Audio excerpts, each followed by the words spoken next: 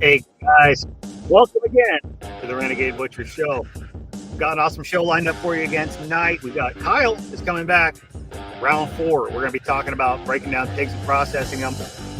But we've had some awesome interviews going on. If you catch last Tuesdays, be sure to cycle back. You can catch up with Tiffany over there from Backyard Butchery up in Oklahoma. Great interview. We talked for about 2 hours. We're going to be talking with Kyle here in a bit. I was on Brian, my buddy from the Lost Projects podcast last night. He interviewed me about all the new stuff I have going on. I was going to do a big update interview for y'all, but we covered most of that last night, as well as doing some giveaways on his show. Speaking of that, since we're at episode 35 now, coming up here probably in May, we'll hit episode 50. We're going to do some big giveaways for that. I really want to try to push this and get the YouTube following built up. If I can get over that 1,000, we can monetize some of this stuff and start helping make it pay my internet bills. So that's the goal. Share this stuff. You got friends that like this sort of information. That we got some extra accounts sitting around. I don't care what you do. We can get to 1,000 followers on YouTube. By the time I make it to episode 50, I'm going to give away one of the Seasoning of the Month Club's yearly subscription to one lucky person on the 50th episode. So, hey, that's a $150 value. You want your hat in the ring for it? Help me get up there. There's going to be other stuff I'm going to give away regardless, even if we don't make that goal, but I think it's something we can do. So let's get everybody together in the community. Let's push. Let's get that going. I announced last night that, yeah, not only all the fun stuff at renegadebutcher.com, but the coffee, the seasonings, all the fun stuff I have, all the merch that's available, I'm also now offering a huge discount with the Survival Podcast if you're a member of the Member Support Brigade. You can check that out. Go to the website, to renegadebutcher.com, and see who all I'm collaborating with. We've got partnerships listed up there. You can click down the top tab. It's going to show everything to do with the Survival Podcast, as well as the coffee collaboration. So get in there, check it out, and be sure to push this up, pump it up. Let's get that big giveaway going on here. You got something you want me to offer as a giveaway here as a community member? Let me know. We'll make it happen. That being said, we're going to do that weekly Seeking for Freedom video. Put that out. Everybody badgered me the last few weeks. They all wanted to see Ginger. It just got outvoted. This week, I had to cave and do it. So, as expected, I had to have a little bit of fun with it. We'll see if this gets taken down from all the social media places. Some kind of copyright violations. But here we go. We're going to play that. I'll come back to y'all. And then we're going to air Live with Kyle. See you in a bit. For it, and here it is. We're covering the much requested Ginger. Tell me what you want, what you really, really want. God damn it, stop it, Kyle! Did you know that ginger has been used for over 5,000 years as a digestive aid and anti-nausea remedy? It's one of the most used spices in the world and comes in numerous forms, including fresh, dried, pickled, preserved, crystallized, candied, and powdered or ground. Ginger originated in Southeast Asia, specifically in India and China. Its use in India and China has been known from ancient times. Ginger is a rhizome of a flowering plant with the same name, ginger. The root we use as a spice and as a medicine since ancient times. Ginger has many herbal uses such as treating nausea, vomiting, colds, coughs, menstrual cramps, headaches, arthritis pain, and more. It's been used as an anti-inflammatory agent. Ginger is also used in culinary dishes such as soups, stews, curries, stir-fries, and baked goods like gingerbread cookies. I'm the gingerbread man! You're a monster! Fun fact, ginger ale was invented by Thomas Joseph Cantrell, an Irish apothecary and surgeon in Belfast, Ireland, in the 1850s. But John McLaughlin modernized it in 1907. Ginger ale was originally a soft drink with no alcohol content. You'll find it referenced often today as used to help with stomach aches, and for good reason because of its ginger content. I hope that you enjoyed this. Thanks for listening to the Season for Freedom series. Please like, share, follow. Let me know what you want to hear about next week. Oh, there must be some way I can thank you. No thanks are necessary. But there must be some way I can thank you. Well, if you insist, the customary way will do. Oh, there we go, folks. As you can tell, we had a little fun with that. If you're listening to the audio side, well worth popping on YouTube or Odyssey or any of the other video platforms and checking it out. That's funny. Or you can go follow me on YouTube. Please go follow me on YouTube if you're not, and share it with all your friends. Follow me on TikTok. we'll see how long that stuff stays up. But anyways, guys, we're going to go ahead and bring Kyle back on.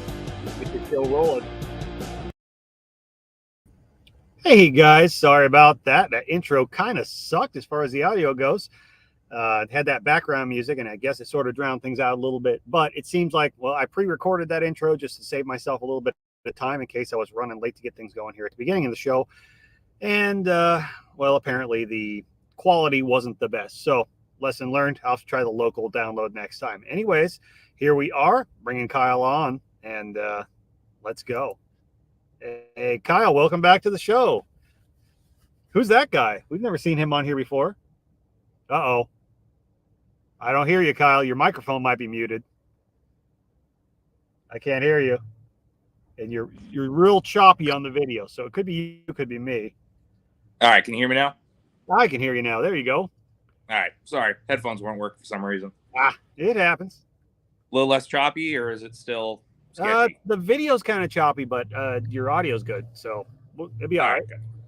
All right, If perfect. we drop off or something like that, you can always kill the video, and sometimes it helps if you got a shitty signal. Hell, last night I dropped out on Brian's show too, so you never know. Right, exactly. Oh shit! So what you got going on, man? What's new? Nothing much. Dealing with a bunch of random pig sex, which is awful, but breeding pigs, not fun. I wasn't doing it personally, just for anyone worried. But I was hoping you weren't doing it personally. It doesn't work too well that way. I mean, unless it doesn't. Yeah, it doesn't.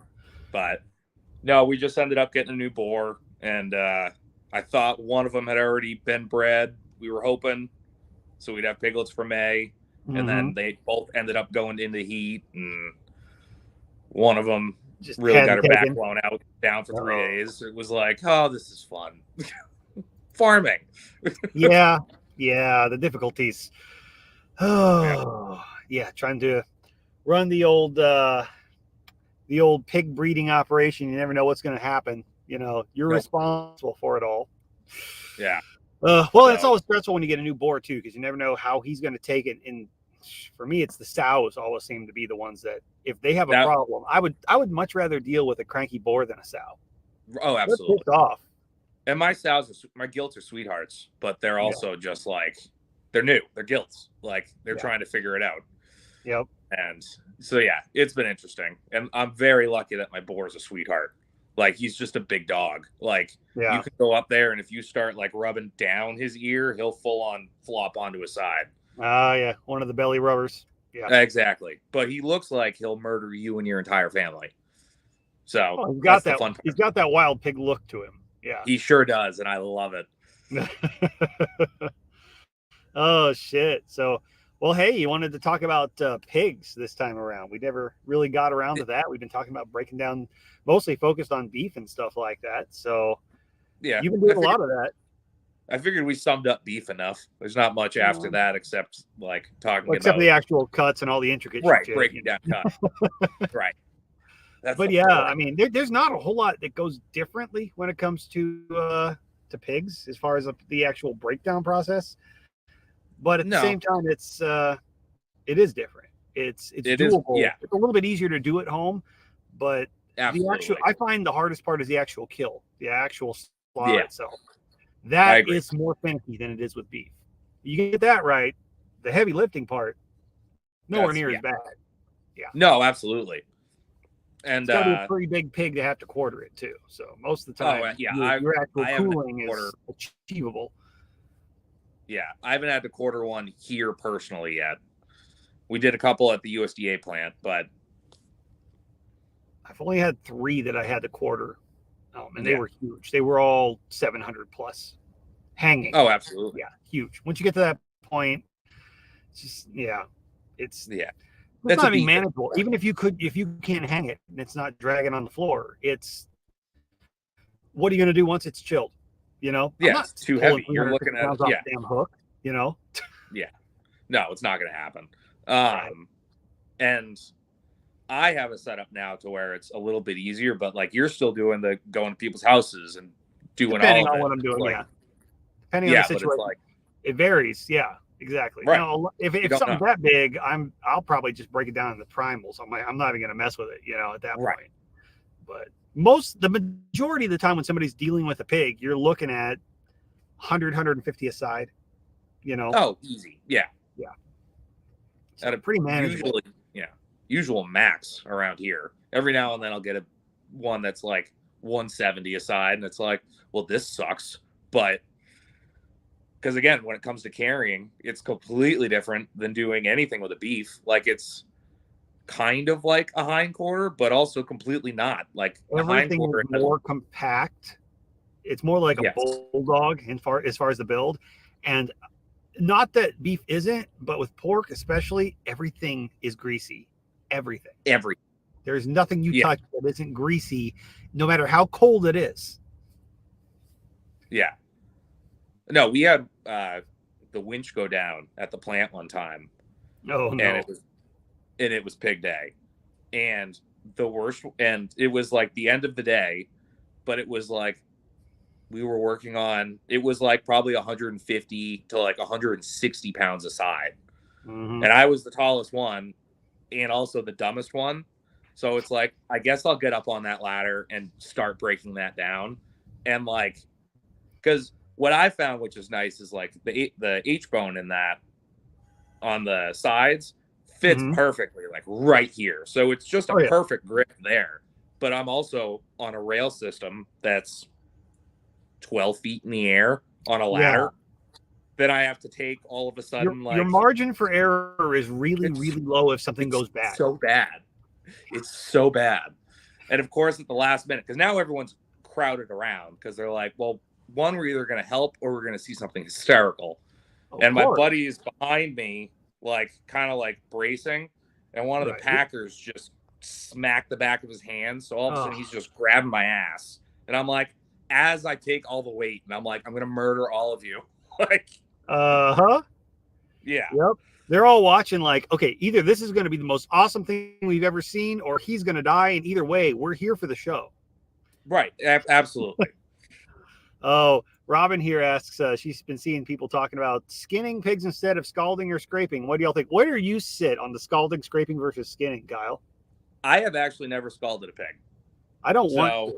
It's not worth it for me. It's not like, you can go down to the corner store and you can buy pork rinds for about 88 cents a bag here. Exactly. I've never, ever found it worthwhile to boil water and scald my own skin off while I'm in the middle of scraping the hair off of a pig.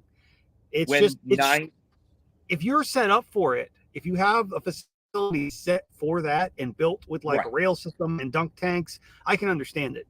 But self-reliant by yourself, it should just skin the damn thing. It's not worth it for the skin. And I don't think because I see a lot of people, especially a lot of first-time people, like on YouTube and stuff like that. They feel like they have to. It's the old-fashioned way to do it. Yeah. And it's like, don't tell people that. No. Like, don't. Like, we're professionals. And it's like, I've never done it. I don't know how often you've done it, but it's probably not fun. And it's like, you don't want to do it. I've been involved in one time when somebody insisted they were going to do it. And I said, if you're going to scald it, you're going to scald it. I'll help, but I don't come from that background. I'm not doing that. And I don't have the equipment to do that. They're like, we got an old clawfoot bathtub. We got boilers. Well, we're going to do it. I've watched some YouTubes. My grandpappy did it. And I saw him do it one time. I'm like, how old were you? He goes, probably 6 or 7. This is on you. It's fucking genetic because it's gonna suck. I'll be there. You're paying me. I'll be there to help you clean up the mess when you fuck it up. And I did. I mean, they got a good bit of it off. There was probably, I think we ended up skinning out the whole hindquarters and part of the shoulder and the neck. Yeah. And I tried the best I could. Right. On the bellies because they really wanted rind on bacon. And that's a big thing in some areas in the South, especially with older folks. They really like the rind on bacon. And I get it. There's a lot of recipes that use it. But for me, and if I'm raising my own, it's just so much. It's not worth it. Pigs are harder to skin than beef, but I don't like doing poultry. So the last thing I want to do is try to replicate the process of poultry in something that I actually kind of enjoy the process of. Exactly. Like in my opinion, that's pretty much it. It's not worth it. But also, it's a lot of work for just a little bit of gain right there too. You know, right. Now I can understand more on like a duck. Big up here. Like it So breaks my people- heart to ever to skin a duck and have to throw away that fat because it's amazing. Right. But there is no shortage of fat on a pig. No, there's not. If there is, it's your fault, and you should have been feeding it before you killed it. Exactly. Oh, I get plenty of those. Mhm. But like I get all the time. It's like, oh, well, I need the skin on for smoking because Rhino Mhm. like bacon isn't big up here. It's not at all. Right, I'm like, right. and I look at him like, when's the last time you had skin on your bacon? Oh, you need it for the smoking process. I'm like, No, you don't. when In fact, was it the last actually time you slows down the absorption of the smoke Exactly. because it doesn't get I'm to the like- meat itself. Yeah, you don't Oh, we see it want on skin on store the shelves hams. around here. There's a few small, like hole in the wall little butcher shops that will sell it, and it's a specialty thing. People act like it's the end all be all. It's like why can't you go down to the HEB or the Kroger or the Walmart and buy Rhinon bacon? Because nobody does it, you know. And yeah, just time and cleanup and all of it. Like especially in a mobile setting. Again, Yeah. if you're set up for it, perfect. But if you're Well, not, and the other thing is depends on climate too. Think about it. Like down here in Texas, I've got about 2 or 3 months where it's actually kind of cold, kinda ish. I got 8. So right, but still. So down here though, think about that. Pork Oh yeah, no. is So going to now go you're taking- rancid faster than anything else, right? Oh, yeah. I'm trying to work fast. I've already got a 20 to 30-minute time span if I'm quick between when I put a bullet in that pig and I get it in the cooler, ideally, right? Right. Now I'm adding another 30, 40 minutes of putting it in hot water, heating it up to its core hotter than normal, and then scraping it to hopefully get all the hair off of it before I actually gut it and start dealing with that process. And to me, it's increasing my risk for problems, you know? Absolutely. Yeah. Yeah. I thought you were going off of like how hard it is to get that much water hot. Like No, it's easy to get the water hot. down there. It's doable. hot. Yeah. Yeah, that's not the issue, but the concern of I've already But got no, you're to absolutely fight right, nature to get this thing chilled in a reasonable amount of time. Now I'm adding heat, you know. Oh, and I can't imagine that cavity smell after that. Like Oh, it's I'm sure. like Because you can't pig- freaking gut it before you scrape it. There's just No. that's not going to work because then you're that's cooking the the inside. purpose, yeah. Yeah. So you've got to do it. It's just like a chicken. You got to do it immediately after you kill it and bleed it. Yeah, I don't like it. It's not for me. It's not for me. But I understand why some people want to do it, and I don't discourage anybody from trying it and learning it. However, it's definitely not something I would ever encourage you doing if you've never done a couple of pigs before. Learn how to do them. Just skin them Don't waste first time. before you decide to jump into that and try, because you're literally starting on like hard mode. Oh yeah. No, absolutely. And it's like, yeah, skinning pigs isn't amazing. I mean, again, good sharp knife. Number one. Yeah. Like make sure and just deadly sharp because the skin is a little bit thinner depending on the breed. Mm-hmm. And you're dealing with, if you did it right, like an inch and a half fat cap of just solid fat. I think So the it's biggest difference to understand if you're used to skinning a beef or a deer or a sheep or something like that is you work past some difficult parts, and mostly the hide is pretty loose because that animal will shake its hide to get flies off. So it's kind of it's loose fitted. You get to a certain point in the skinning process, the weight of the hide almost pulls itself off, right? It's just it's easy to skin. Like they are bred to skin. But then you get the pigs, every inch of that hide you have to cut off. Solid. You do not, there is not. Some guys I know that are really, really good at it will work around the bellies and then get around to that back and get a hold of it just right and are able to pull that section. I've seen that work for them. And but if you don't get it just right, you'll lose fat. You're going to lose 10 pounds of lard off of that pig. Yeah. And you're just going to rip it down to the muscle, and you're going to have pork chops with no fat on them. You're going to have all kinds of problems. It's going to look horrible.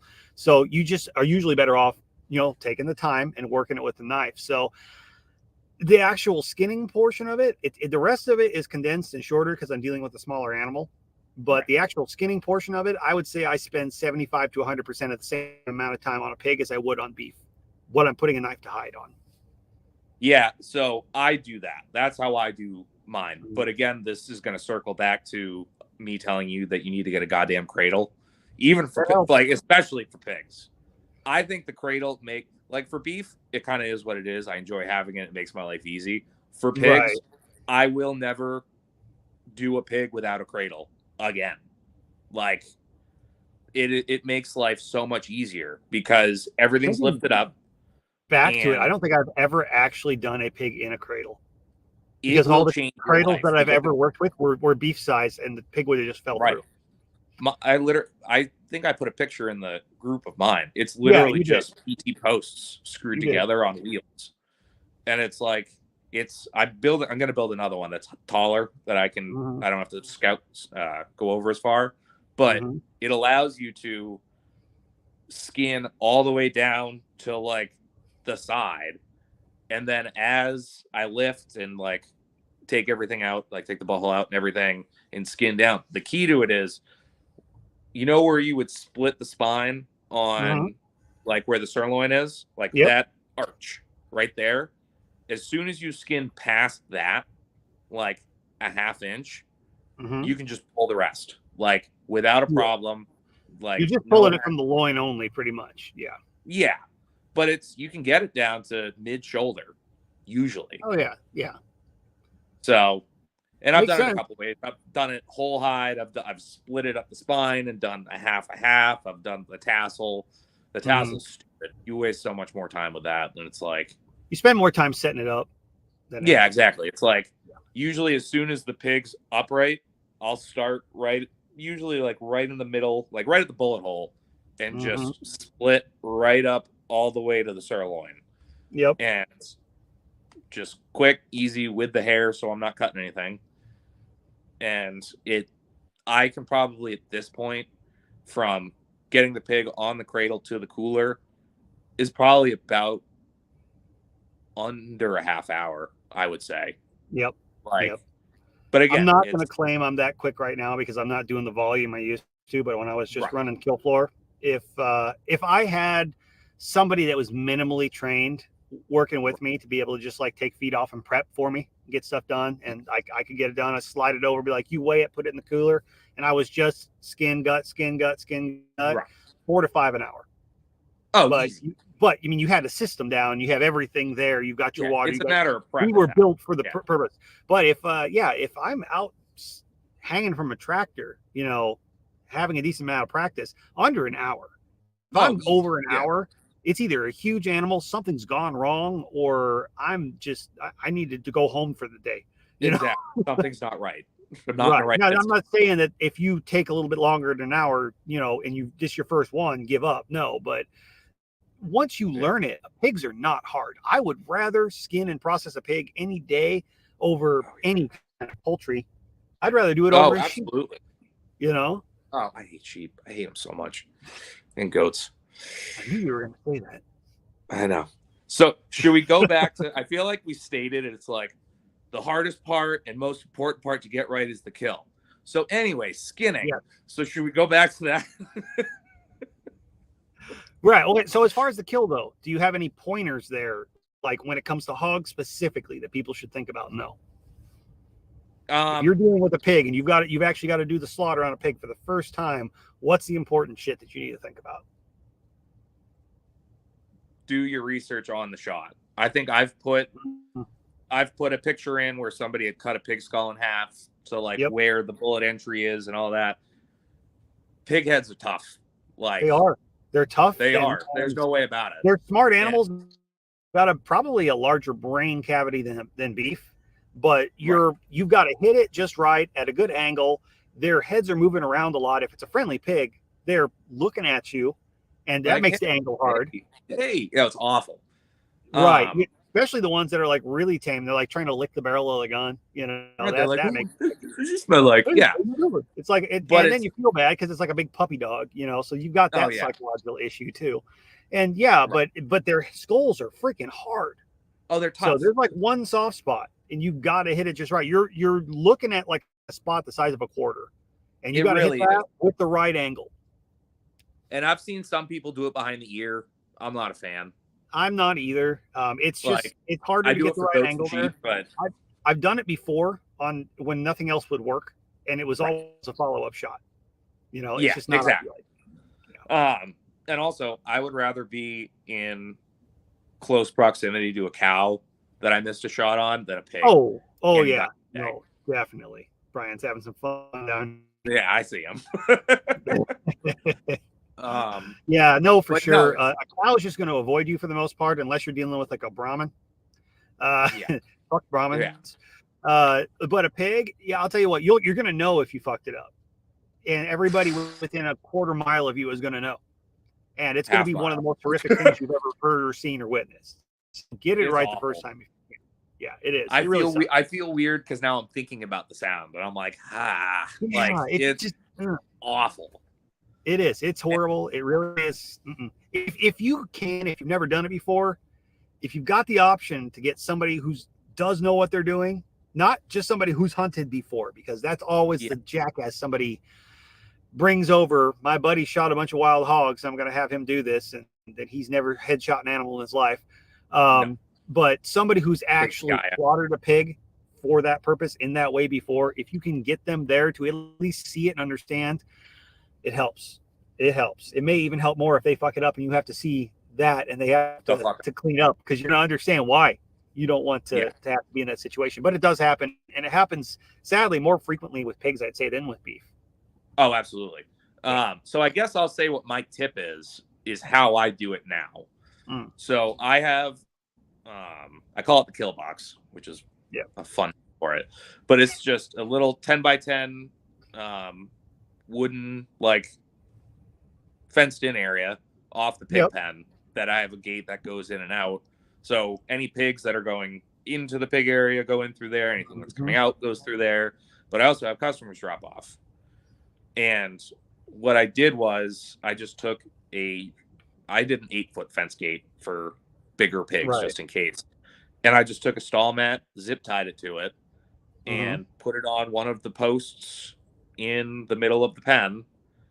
And the biggest part for me, I feel, is the stall mat, because one, it's cushioned a little bit, like they're not going to whip themselves around onto that, but two, they can't see.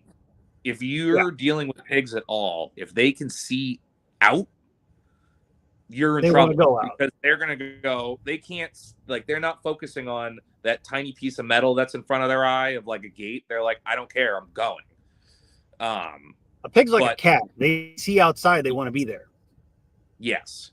But what's nice is I have it all the way open at the beginning when they drop off. If I've got a couple pigs, and that's the other thing. Have somebody or a couple people there. I never slaughter pigs alone. Never. Like, that's always a phone call to a buddy, like, hey, come up for the day.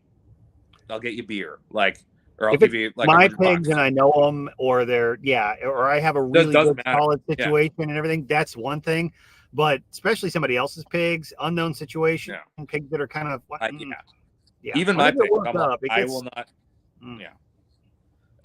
But what's nice is you leave the gate all the way open. It goes into the area, and instead of pushing pigs and trying to get them all spooked and running around and doing stuff, just take a quarter scoop of grain, put it where their head's going to go, and as soon as they start walking over there, you just walk right behind them, and by the time they realize what happens, you need to have someone on the back of the gate just anchored, pushing with everything they got, and whoever's taking the shot in the middle, like right where the head's going to be. And as soon as they feel squeezed, they kind of seize up and freeze up of like, wait, what's this? What's going on? Something's not right.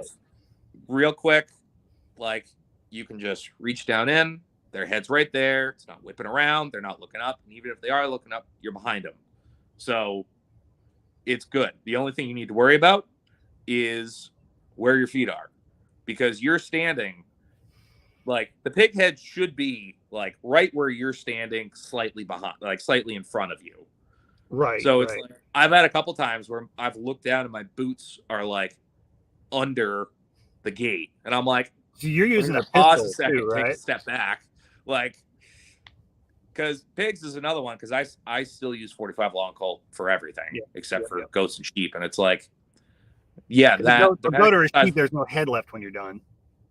No, it actually, the majority of the time I find it in the jaw. That's the majority of the time I find it, because I also use the cowboy action rounds, Right, because right. they're just solid lead and they're decent cheap. decent power load. So but yeah, and at that point, shoot it, swing the gate open, bleed it. It's right there because it's just right there. It hasn't run around or moved or anything. Bleed it really quick and just let it do its thing. Yep. Now where I ended up learning as far as pigs go, we had a chute that came into the kill floor, and the kill box was basically 3x6. Had slide gates that opened up so you could roll it out and get it up on the hoist. And it was meant so that cattle couldn't turn around. Well, okay, bigger cattle couldn't turn around. Pigs could dance in circles in there all they wanted to, but you're right about not pushing pigs, because there is nothing on this planet, including me, myself, and that's hard for me to say, that's more stubborn than a pig that has made up its mind, I don't want to go there. You will literally have to physically pick up and move a pig that decides it does not want to go in or out of a trailer. Yeah. And good luck, because they probably weigh more than you, and they've got 4-wheel drive. So they're way stronger than you expect. We used to call it the Barnstead Shuffle at the shop I used to work at, because we were in Barnstead, and it would be a board, or sometimes not even a board. You're just on their ass, and you're just with your knees. You're just pushing underneath their knees. All you can do. And it doesn't look good for anybody who is walking into that situation. There were multiple times it was me and another guy would just have to straddle this pig and pick it up underneath the legs and just waddle to carry the damn thing. And the whole time, bloody murder, and it just, yep, exactly. And anybody within a half-mile thinks, oh my God, animal abuse. I've had people too, when I was dealing with my own pigs, I've had neighbors call and be like, are you killing a pig? Because it's screaming out there. I was dealing with piglets, had to move them. And I was like, if I was killing the pig, you wouldn't be hearing screaming. Right. The screaming's because they're alive. Oh, absolutely. I had to go around to all my neighbors and go, hey, next couple days, gonna be a little loud. And they're like, huh? And I'm like, my pigs are breeding, so they're gonna be screaming at all hours of the day. And they're like, okay. And it's just such an unsettling sound. It hits you in the soul. I don't understand, But that is my kind of tip. If you know you're going to do pigs for a while, you want to process it yourself. Any domestic animal, if you've got the option to be able to confine that animal so that it does not moving around, you're eliminating the chances. There's always an element of human error. There's always a chance the animal moves its head at the wrong time. But if you don't give that animal the chance to be dancing around and moving, you're narrowing your chance something can go wrong. And when it does go wrong, things just got a lot fucking harder for you now. So try to make it easy from the start. And that's the nice thing too. It's like, because I have had a miss where it's like they move their head right at the last second, and it's like, they're gonna lose their shit, but it's, hey, there's another round right here. It's when they're in an open pen and they start running around and you're trying to that's never a good situation. Never. Most of the time that I did the knockout, it was always with a 22 Magnum, and I only used a rifle. We didn't ever use pistol, and I was always outside of a pen. I wasn't in there with the pig, so it was always head-on shot, and there was nobody else behind it because of that potential, and everything. So I learned that, and I think doing several thousand that way is what gave me confidence to be able to. Somebody can put a feed bull down out in the open, and I'll pop one, and it's usually going to go fine. But I never recommend that to somebody who you've never done it before. Take all of the possibility of this going bad out of the equation to the best of your ability before you ever pick up the rifle, pick up the pistol. Even if you need to, grab a bunch of free pallets and 2 weeks before you make, or 2 weeks before you're processing, nail them all together in a box in the middle of the pen and just leave it open. Start feeding them in there. Right. And it doesn't have to hold the damn pig full time. It has to hold the pig long enough for you to pull the shot. Exactly. Yeah. It's just to keep them still. That's it. Yeah. That is huge. It makes a huge difference. And we talked about shot placement. I mean, we could probably put up some pictures and diagrams and stuff. That's in the group. Yeah. If anybody's not in the Telegram group and they want to learn more about this stuff, you can find it on Telegram. It's down here in the notes on YouTube and in all the show notes. You can get over there. That's growing like crazy. So you can talk to people like me and Kyle. And if you've got a question or you're dealing with something, or not too long ago, we had somebody dealing with sheep. and they were like uncertain on something. Middle of it, they're in their second sheep. What am I doing wrong? People drop in with advice. That's what it's there for. So use those resources if you can. So you've pulled the shot. You go in and bleed it. That's really not effectively any different than dealing with cattle. No, not really. From there, what's your next step? What do you do? I know you go with cradle, so you do a little bit different than I normally would. Right. So the way I start, it again, it's so similar but so different. Like the process is so similar, but the action is so different. I think that's a good way of putting it. It's like you're doing pretty much the same thing, but it's on something completely different. So I'll get it in the cradle. I'll do all my opening incisions because again, like when it's in the cradle, all the legs are up. Pop all 4 feet off. That's another one. That is another huge thing.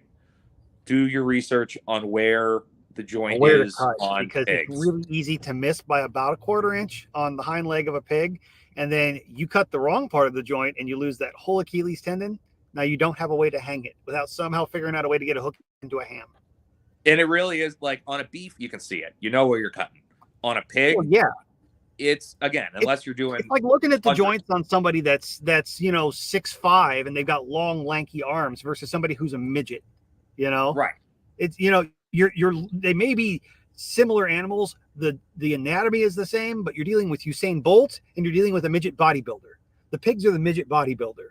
You have to be accurate with where you're cutting. So I always like to look. So if you look from the toes and you go up towards that first joint, when they're relaxed and they're on their back, that first wrinkle of the skin closest to the toes. You go any farther back than that, you're screwed up.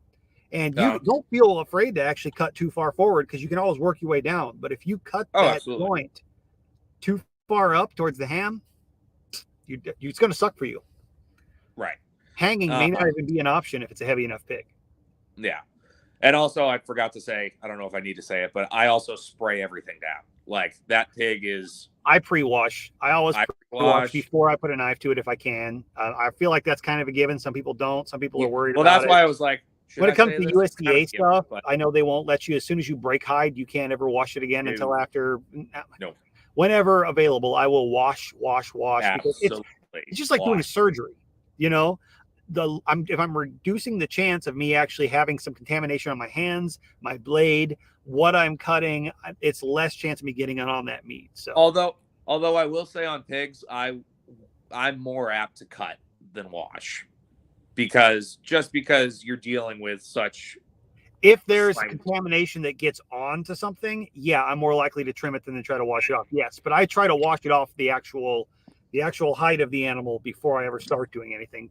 Exactly. Yeah, I spray that thing down, and it's easier on a pig typically because most pigs are nowhere near as hairy as beef.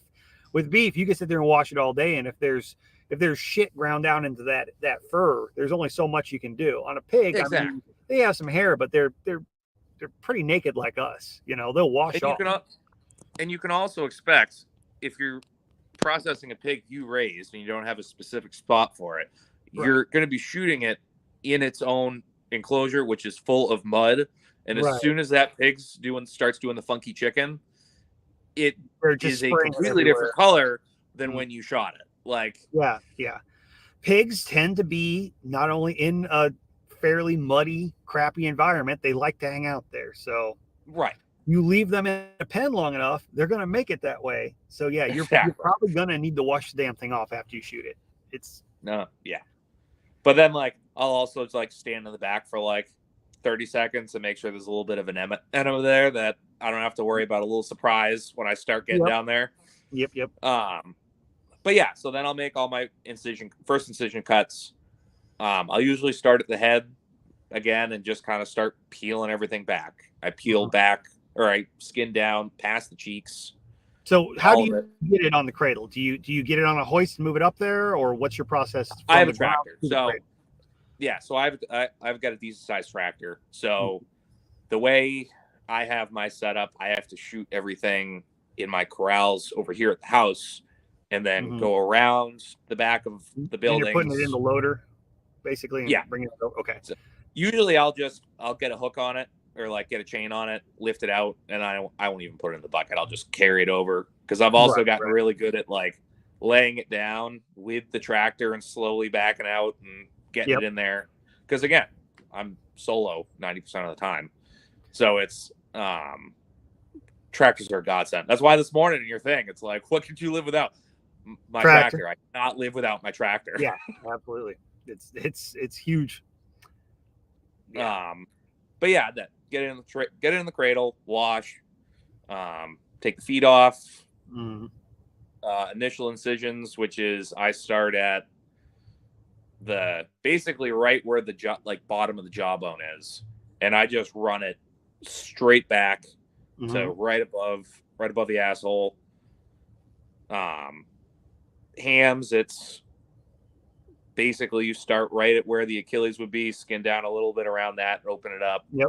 and then straight line to the center. Like that's the other thing. It's like once you get into it, it's like even for somebody who hasn't kind done of it learn before, little tricks that work for you. that and it also is somewhat self-explanatory a little bit. It's like I should attach this to this, and that'll make that easy.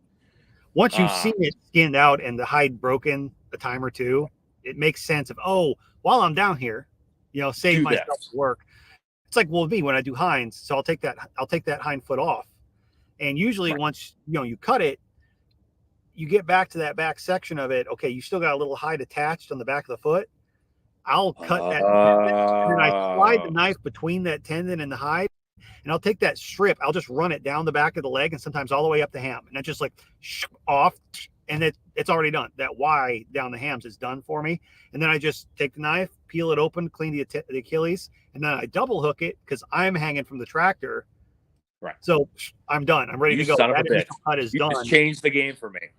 You just I do changed it the with game deer for too. me. I do it with deer. I do it with beef. I do the same thing when I can. Sometimes you cut all the way through, and then it'll piss me off, and I just thumb it and I grab it. And I just slide straight knife cut down that. That's tendon. what I do. I'll cut the feet off, and then I'll go afterwards and just. If you can manage to slow down for just like a millisecond, enough to not cut through that back side, sometimes you can just kink that knife on the other side of the tendon and slide down in one motion. I promise you, I won't. I will never remember this after this It'll conversation. it'll be like one time you hit it and it's perfect, awesome, and then another time you're just pissed at yourself because you planned to and it didn't work. But yeah, right. It's one of those things that works better when your knife's not super sharp, like towards the end of the day, Right. Well, I usually do it with the base of my skinning knife. Yeah. Yep. Because it's like it's still sharp, but it's not the sharpest part. It's not and as you sharp. Can just kind of because I take all the feet off with my skinning knife because I don't know. I feel like it just doesn't do as well with the boning knives. Like for some reason in my head, it's just. It depends. It depends. Yeah. If I'm doing pigs, I usually don't bother switching a knife with it. With beef, sometimes I feel like when I'm sitting there wrestling around with it, I'm dulling my skinning knife up more than I want to. So I'll just grab the boning knife. I don't know. It just depends. Yeah.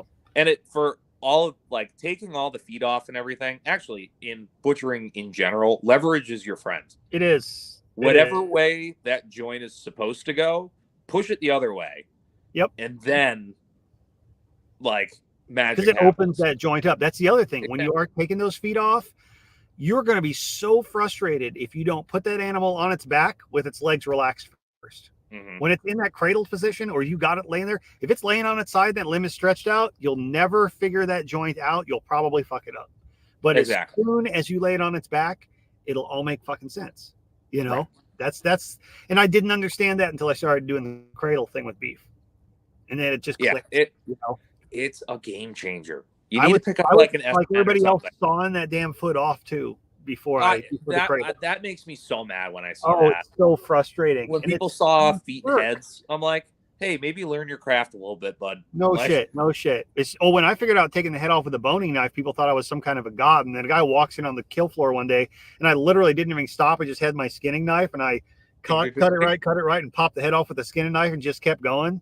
He's like, "What are you?" Yeah. No, exactly. I do this whole day every day, that muscle buddy. memory. Right, but it takes time to learn where those different joints are and how that all comes and goes together. But man, there's those little things that make your life so much easier, because that sounds super complicated, but it's like 10% of the effort. Oh, God, yeah. And it's cleaner, and it's less seconds. bacteria. It's literally seconds once you figure it out. Yeah, absolutely. And it also it reinforces that if you ever deal with a butcher and they seem like they kind of got an ego issue, it's probably because they know exactly how to take you apart at the joints.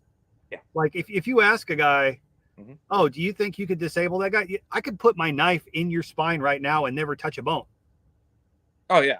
And I know how to do that because I've done it 1,000 times on animals bigger than me, you know. You don't learn that by just watching a YouTube video. You've got to get in there and do it and fuck it up a couple times. My buddy had a podcast back in the day. It didn't go very far, but I was on an episode of that one time, and they started talking about like I think they were I don't even remember what they were talking about, but it was like it would probably be super hard to take somebody's head off. I was like a person? I'm like, depends on no. how you do it. No. Yeah, how you do what, it. a shovel? Is it difficult? No, not at all. No. Like, but yeah, so pretty delicate creatures overall. Yeah, we're pretty easy. Yeah. Where's James in the comments for this? Yeah, I know, right? You know he's going to be in a gallery about this. You'd have some marine story. I took 17 guys' heads off in 3 minutes one time with a K-bar. It was broken in half. I'm gonna have to clip that for him. But yeah, so and then I just basically start skinning. I'll skin down past the cheeks, on the head, all the way up, front legs, skin that down. Right. And again, what's nice is I have a stopping point on the cradle. I know it's like, well, that's it. That's as far as I can skin down with this. So by the time it's actually hanging, it's basically skun, except for the loins. Right. But so I'll get the hams all the way skun out. And what I've started doing with pigs is I got back to the poly rope. Like I'll put rope in the tendons. Makes it a little easier getting things on and off the hook in the cooler. Yep. Instead of it being like that fat and congealed around the hook and trying to deal with everything. Just a little rope, a little easier getting on the hook as well. But so I'll tie those. I have a spreader bar that goes right on the tractor. So, and I'll use the longer hooks. Like I've got some like 2.5 foot hooks. Some big hooks. Like hooked on either side. Makes everything a little bit easier, like maneuvering rise, and like the tractor bucket's not right here. Yeah. So I'll get that up, lift the butt up on it a little bit, and usually how I do it, I'd rather be under, because again, I'm doing everything in the bucket right now, which is not advised. Don't do it at home, kids. Right. Don't do it at home. Don't do it alone. And if you do, brace the bucket with a board or something, just in case. With a crate, something. Yeah. Get a log up for that shit. But I would rather be under it for at this point, maybe a minute it takes for me to gut it, than however long it's going to take me to skin it. So how I go over, like how I lift is I'll come in head first with the tractor. So the bucket goes over the carcass and I hook from there. So that way I can start lifting, get off the tractor, walk around, do everything I need to do, take the bung out, start skinning the rest of the hams. Yep. And I'll get down to, again, like I said, probably right around where the sirloins would be, which if you look at it, it's like, it's the small of the back. It's the only way you can describe it. Like it's right at the break where you move to hips, from hips down to just spine, essentially. Right. That area. Yeah. And then at that point, also before I get the tractor out, I again split the sternum. That's just me. Again, I think it's a little bit easier because again, I clean everything out, clean the esophagus out, all that already. It makes sense when you're putting it in a cradle for sure because it's right there. It's accessible. It's easy. Yeah. I'm gonna go on Amazon and buy you one of those like things you put on the back of the car that you can stack stuff on that goes right in the hitch. I don't have a hitch. They don't have tow packages on Ford Fiestas, dude. There is no hitch. You're in Texas. Someone knows how to weld. Oh, I could get it welded on there for sure. I'm just not sure if there's anything to weld to past the axle. I haven't gone under there and looked. I can't fit my head underneath this thing. I don't change the oil in it because no, fuck that. All I right, well, guess you could probably just pick it up and put it on a block to do it, but no, it's not here's worth what you it. do: build a roll cage over the top of it, Oh yeah, and just start putting stuff on it. Okay, it sounds a so lot anyway, cheaper just to actually get the old van running than the dick with that. But anyway, Right. yeah. But so yeah, I'll split the sternum, take out the esophagus, kind of loosen everything up. Like a good thing I do is once I start loosening everything, Mhm. I'll just take all of it and just push. Like, Right. and if it moves, perfect. If it doesn't, you've probably got to cut one or two more things. Yeah. Same with the bung. It's a little bit harder on Pigs are pigs. pretty damn easy to gut. They're Honestly, so easy. you can gut a deer, you can gut a pig, as long as it's Absolutely. all about making decisions in the right spot. Don't pop the bladder. You're good. Exactly. But yeah, so I'll get it scun out to where it needs to be, lift the rest of the way. Yep. And that's when I'll do the incision from the bullet hole all the way up to basically where I've stopped skinning. Mm-hmm. And then I'll just go around and check it, like make sure everything's good. I'll skin a little bit more down on the sides. Yep. But essentially, you're pretty accurate. You're basically pulling just the loins. Yep. I've done that before too, hanging, just to try it, and that it does work. A lot of times for me, it's not worth the extra couple minutes of messing with it if it's hanging. I will say, like if you are in a situation of just if you don't have a cradle and you are just skinning the pig hanging, you're going to be really tempted because people do this with deer to try to tube skin it. You're trying to skin it like a sock, like you're unrolling it top to bottom. Do not do that. The reason that Kyle loves a cradle so much is because when you're skinning that pig, it's opening it up the long way. You're opening it up like a book. Okay. Yep. That makes life so much easier, especially first of all, if you're trying to keep your bellies looking good so you have good bacon right around the ribs, that's essential. It's huge. You want long, clean strokes right along with the hide, and you're using that hide. You're pushing your knife with the flat of it against that hide, and it's going to make a nice, clean, incision. Right. If it's a wild pig and they've got what's known as a shield, if you've never experienced this, if you've never hunted wild pigs and had a 30-06 round bounce off their shoulder, or had to try to skin one that has 3/4 to an inch thick of just hard keratin underneath the hide all across its back because it's a little bit older animal, you can't just peel that down. It's like a freaking board. It's like this thing has a piece of freaking plywood built into its back. The only way to open it up is, if you skin it, like I said, open it up like a book, it will look like some sort of like grotesque bat wings by the time you're done. And the only thing that's left is attached to the loins. And you can just go back and it's like grabbing 2 pieces of freaking board and just pull that whole thing off, and it will come off like it's just a sheet.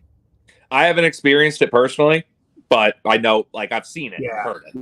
Yeah, you only usually run into it either in wild pigs or some of the more like old-fashioned feral-like breeds down here on an old boar, and it's usually not really pronounced on them, but it's there. It'll be like, oh wow, this is a 7-year-old boar and he's got a little bit of a shield, and it's kind of a surprise. Wild pig, shit. If it's got nuts and it's over a year old, you're probably going to be dealing with it to some extent. That's their body armor, and they build that up because they are literally fighting. When you see the tusks on those things, they're fighting with each other, and that's how they protect themselves from a young age.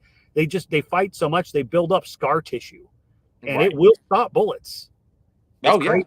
I've seen it stop like a whole magazine of 9mm at 20 yards. That's crazy. Yeah. So, but that right there, domestic or not, if you're opening it up, you're cutting that horizontal right there along that slit.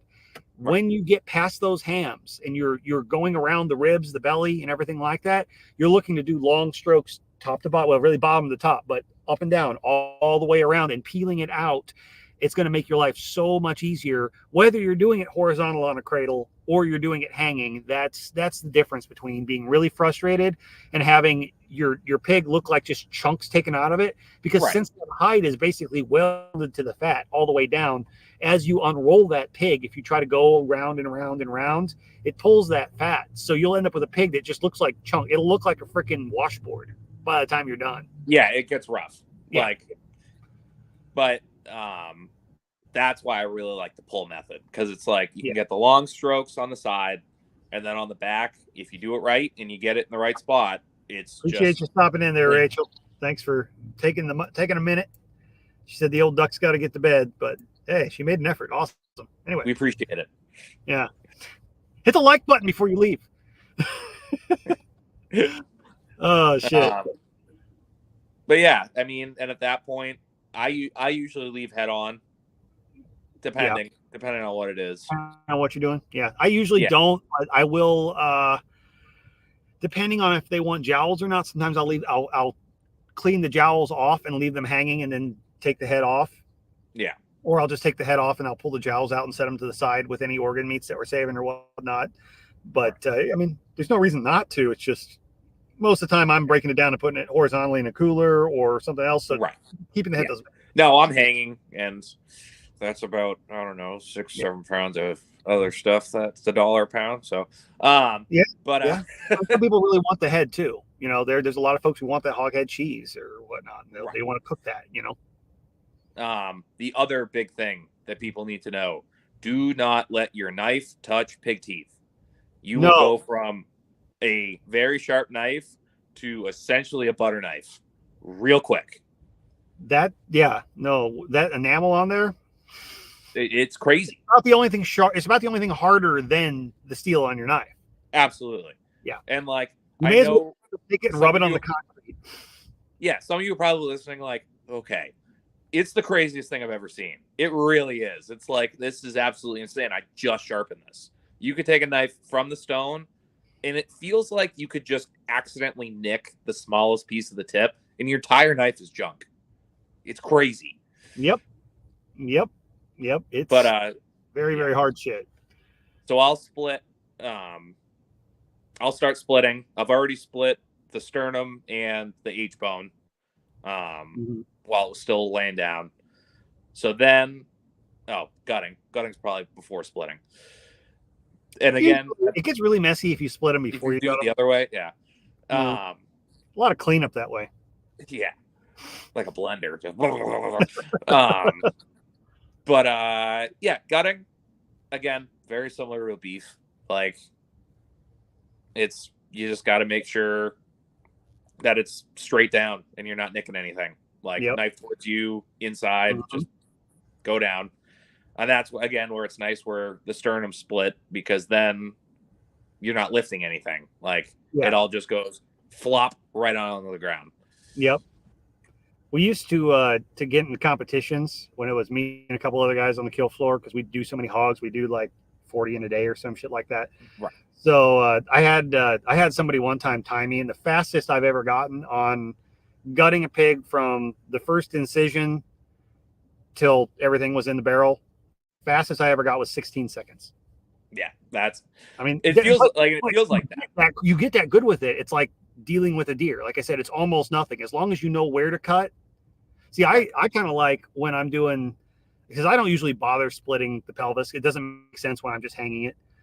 So when I'll do that initial cut in, I cut all the way down to the pelvis, and I'll drag the knife down the pelvis with the tip until I feel the tip free. And once that tip's freed up, I know I'm in the trouble. So I stop from there. Then you just slice that open. You're slicing that stomach open, open up the cavity. Ideally, when I've been up behind, I've already cleaned out the bung, so that's ready to go. If there's anything else to cut, it's just cut there, pull down, literally slide my hand down the back side, all the way along that spine, reach underneath there, get a hold of that liver, and I've just pulled everything out. At this point, I haven't split the sternum, but I just kind of pull everything else out there out. Right. Then I go in, okay, cool. I've cut around the skirt steaks, cut that diaphragm open. Yep. And then it's run my knife. I'll take the knife flat, run it down the spine behind the lungs, all the way down, a little circle down there around the esophagus, reach back up in, and you usually don't have to fight it with a pig like you do with beef, and actually get in there with a knife to break that connective tissue with the heart.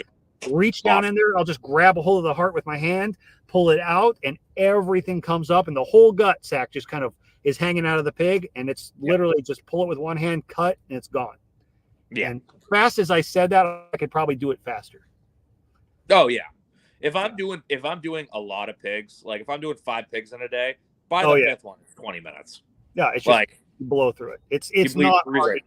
Now, the minute that you either pop that that big old full bladder and you smell that everywhere, get your water hose quick. If you do that, you're going to smell it, and everything that you own and wear and or anywhere near is going to smell like pig piss. But the minute that you pop that stomach or esophagus on a pig, you'll learn to slow down until, don't try to go fast until you know what to do. No. We'll slow you right the fuck down, and you'll take all the time in the world you need to never do that again. But it's not hard when you know what to avoid to just never fuck that up. Pigs are so easy to do, except for when you screw it up. Yeah. Nobody should time themselves on any of this until like their 100th.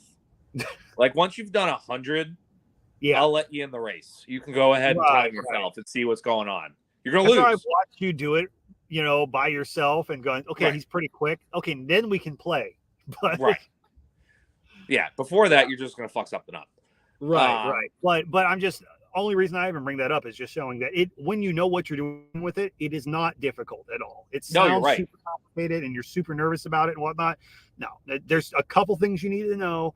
And once you've done it a time or two and you know what you're looking for, you almost can't fuck it up. No, you summed it up really good at the beginning of the podcast where it's like pigs are the next step for like DIY people. Not that just the next step of like logically like, well, we can do chickens, let's do pigs. It's like in processing. If you're processing your own animals, the next thing you do is pigs. Like, unless you're an avid hunter or whatever, or something like that. Or you just happen to grow up on a beef farm and you've got a bunch of cows laying around. Exactly. Pigs are the easiest. I can't even say that. They're probably one of the most versatile animals you can raise. As far as the value that you get out of them, you can raise them in a fairly small holding. You get an excess of fat from them, which is one of the hardest things to get if you're trying to be self-sufficient. There's a lot of good reasons to raise pigs, and there's so much shit you can do with them. I mean, bacon. That's enough reason right there. But But yeah, they're definitely a step up from doing something like poultry. Right. But not, and mostly because of the size. You're getting into that realm where that's the biggest need to have space and some level of heavy equipment or a way to hoist something that weighs about as much as you. Or even like a winch or like a come along or something. Like you can get. I don't. If you aren't dealing with massive pigs, you can actually probably get by with a gambrel and hoist setup you buy at a sporting goods store for here. If it's rated up to like 300 pounds and you're not dealing with somebody's massive old breeding sow, you probably will be fine. I've done a lot of pigs that way myself. Hell, you can probably hang a gambrel from a tow strap over a solid tree limb and pull it up with a car. Absolutely. They have done that once or twice, Yeah, absolutely. And I'm at the point now where I don't, just because I've actually turned customers down where it's like they don't understand.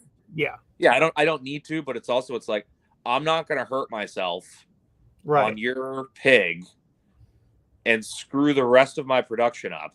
Nope. Because you're trying to come along this pig up in a tree. It's like, no, but it can be done. Yep.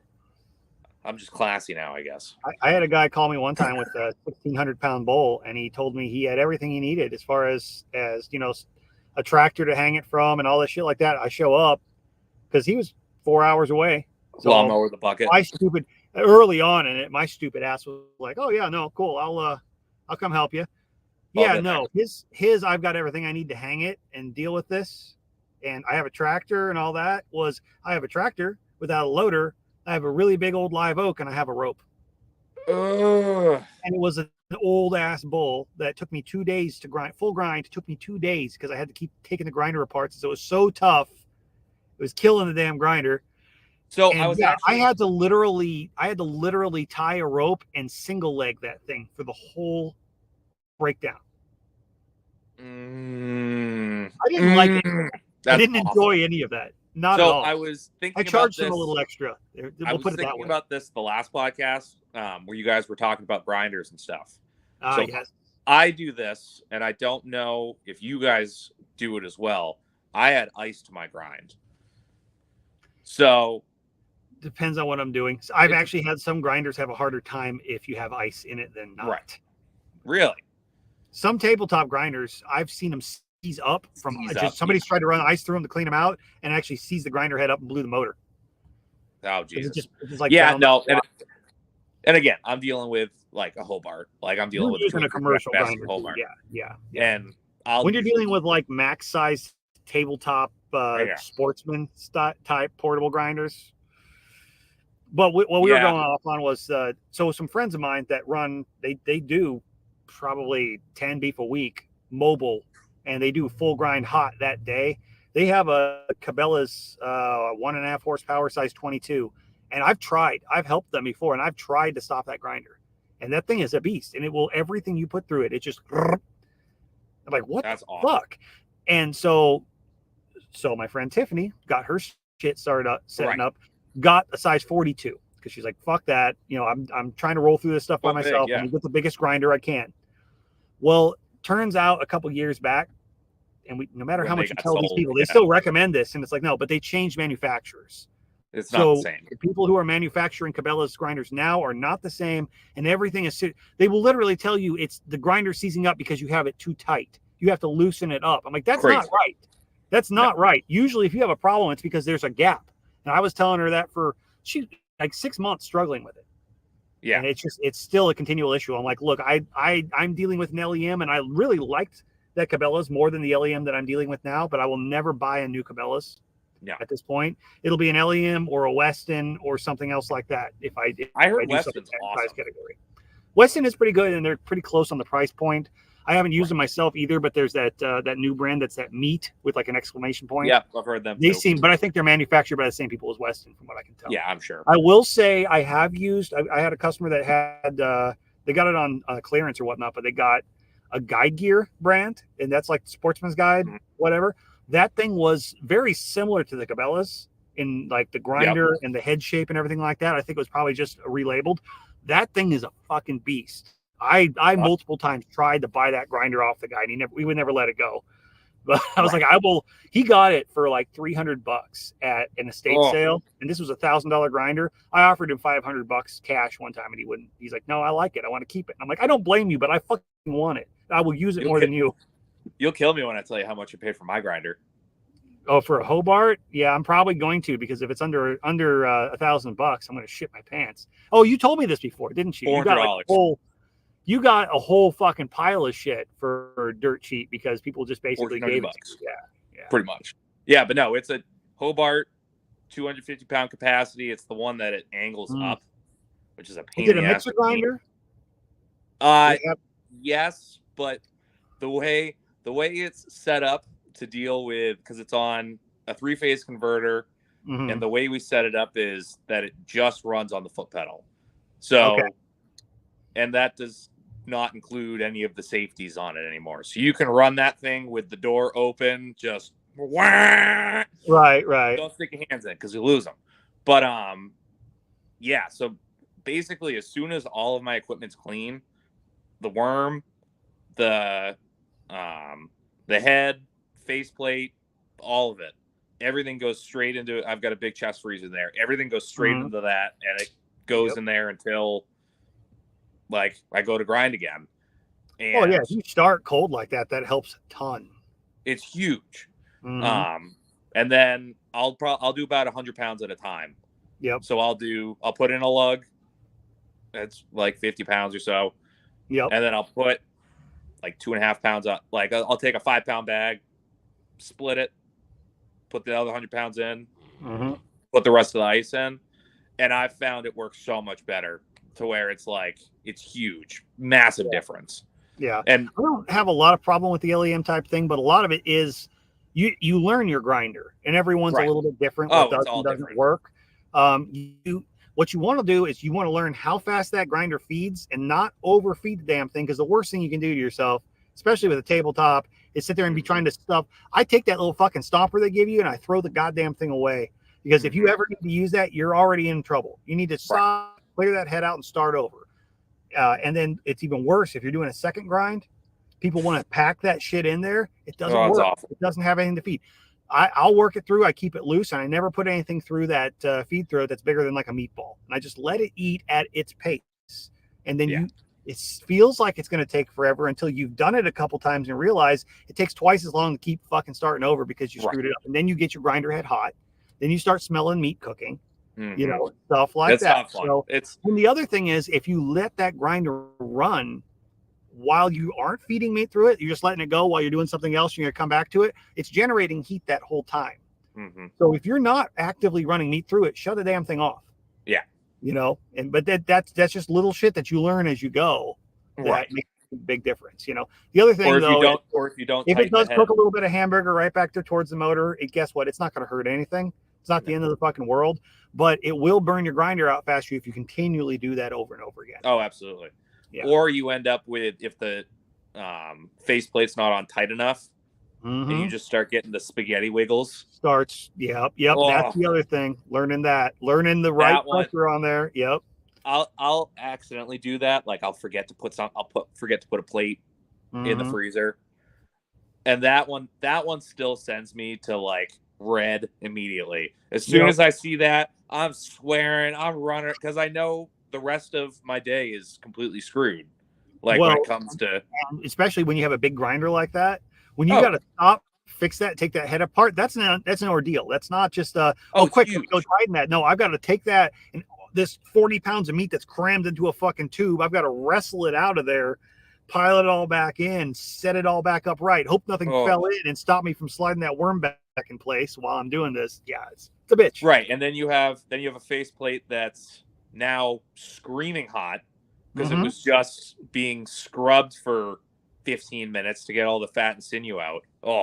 That one, I'm mad now thinking about it. Like that is awful. I actually now this wouldn't work for you at all, but I know a guy that he ran a tabletop unit like what I'm doing, and he ordered a second head. And what he does is he has them put together, ready to go, plates that he likes and everything like that. I think he does one coarse plate and one fine plate, so whatever. But he'll take, and halfway through, he'll swap back and forth. He'll put one in the freezer while he's working. Yeah. And then when he just feels like it's time to stop or time to switch to something else, takes one off, swaps it out, puts that one in the freezer, puts the other one on, and it's cold and ready to go. And you can do that with like a tabletop. You're not going to do that with a big stand-up, but I do. I have a second to work less hard too. Right.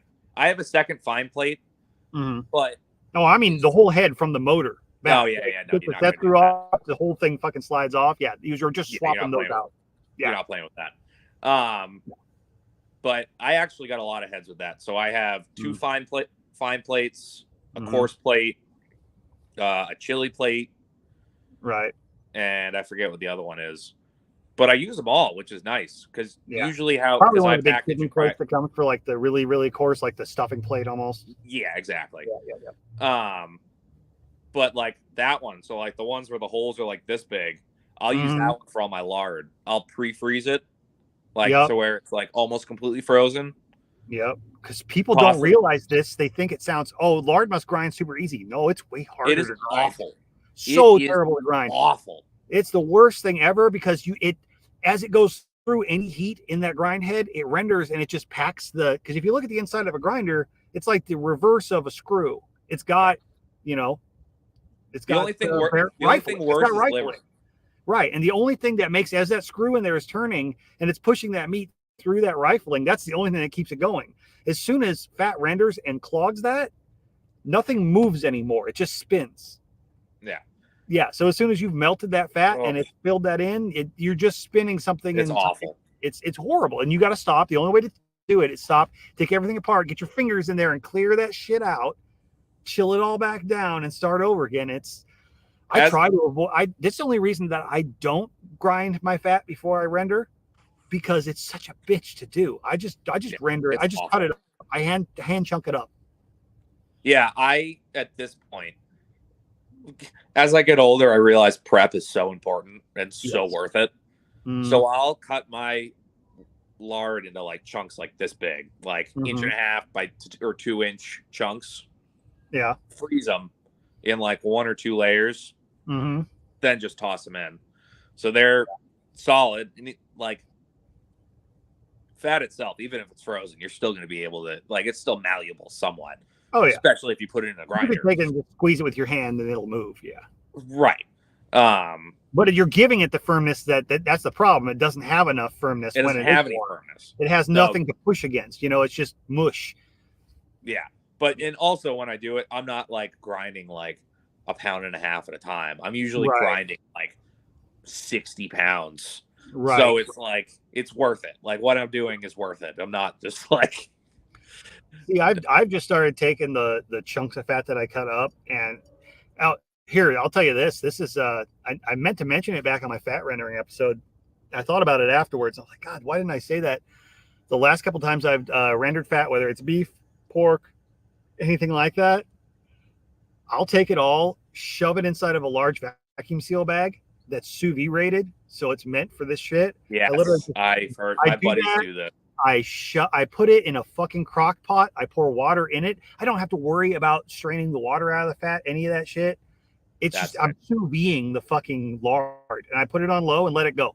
And I come back the next morning, and I've literally got a bag of liquid fat with shit floating in it. I pour it through a freaking screen strainer, and then if I want to double render it, great. I don't ever have to dick with it again. And no matter what I do, I don't have to scorch it. I don't have to worry about, do I still have water content in it? It's just fat in the bag. Yeah. Nope. That's a game changer. It's worth wasting the vacuum seal bag. It's so worth it. Absolutely. But yeah, like because I put my burger in cryovac packages. So I just have a horn that comes off the grinder. And again, everything's a foot pedal. So I'll do fine grind first. Especially if I'm doing like 2 sides, like for different people or a bunch of pigs at once or something, I'll do all the fine grind, whether it's whatever planing or then I'll put the coarse plate on, because what I've found is grinding or like packing off the grinder with a fine plate on there is a goddamn nightmare. It slows it down so much you don't get enough pressure. Down. Yeah, no. I won't try doing it off the grinder, but then again, I'm also not dealing with a mixer grinder. It's a tabletop grinder. The only pressure that you've got, other than just a little passive pressure, is if you start using that stomper. And by the time you're done, if you try to stuff into a bag off the grinder like a half beef in a day, you're gonna feel like you jerked off a gorilla by the time you're done. Like your arm is going to go out the door. It's horrible. It's the worst thing in the world, and it will take you so long. It's why if you do not have a mixer grinder, invest in the fucking stuffer. It's worth it. Yeah. If you have any interest in ever doing sausage or anything else like that, I can put 30 pounds in my stuffer, and I can have that in bags in 5 minutes.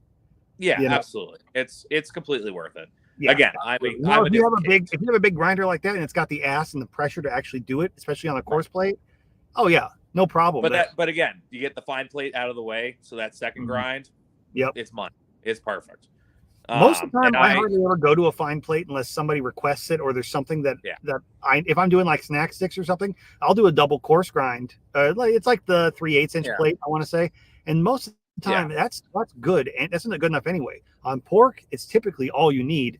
Beef, I never do fine on pork. Pork is always like a little texture in beef, like the steak burger style. Yeah, that's great, And most people who have that, because texture matters as much as flavor. Most people who have that are always like, wow, there's just something about that ground beef. It tastes more beefy. Well, because you actually get a meat consistency to it. It's not emulsified. It's not just mush. Venison is the only one that I'll do fine sausage with. I found from my customer base. If I'm doing anything in really thin casings like the little snack sticks, I need it that way, just so it's not so much pressure on my stuffer.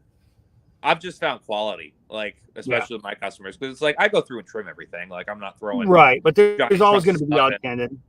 But every now and then, especially if one's been hanging like a day or two longer than you want it to, like some of that rind could get in there, and it's like if you just got a coarse plate on there.